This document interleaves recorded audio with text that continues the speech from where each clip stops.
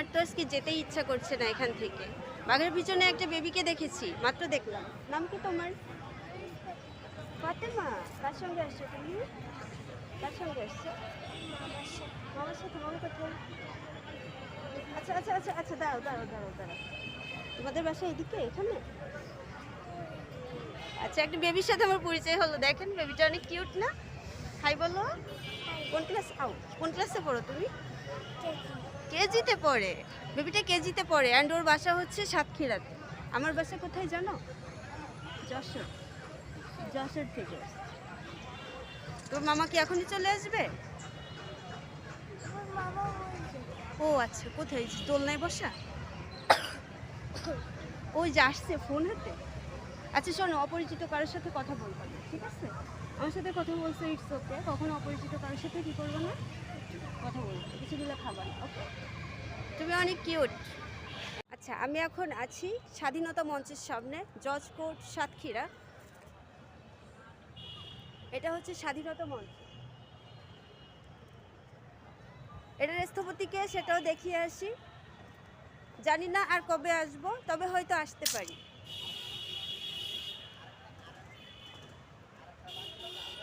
আমি একদমই কাছে স্বাধীনতা মঞ্চের। অ্যান্ড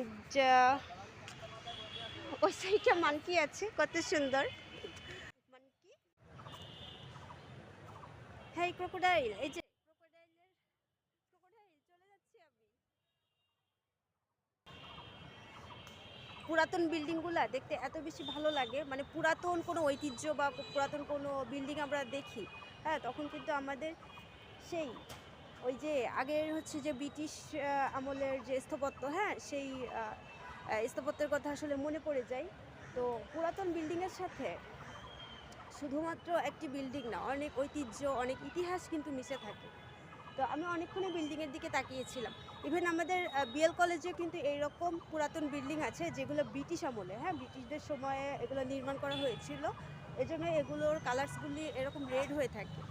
তো জজ কোর্টের ইচ্ছা করলে ভেতরে যেতে পারতাম বিল্ডিংয়ের, বাট আমার তো আসলে কাজ নাই, অফিসের ভেতরে আমার কোনো কাজ নাই, এজন্য আমি যাই নাই অ্যাকচুয়ালি। বাট আবার বাইরে থেকে দেখতে অনেক বেশি ভালো লাগছিল। আর আবার খালু কিন্তু আসছিল। খালুই হচ্ছে আমাকে মূলত পার্ক পর্যন্ত দিয়ে গিয়েছে। আমি বলেছিলাম যে আমি একটু পার্কে ঘুরবো, তো আমাকে এখানে রেখে আবার খালু অফিসে চলে গিয়েছে। তো আমি যদি বলতাম আর কি যে আমি একটু বিল্ডিংয়ে যাবো বা ঘুরবো, অফকোর্স আমাকে নিয়ে যেত, বাট যেহেতু আমার কোনো কাজ নাই এজন্য আমি যাই নাই।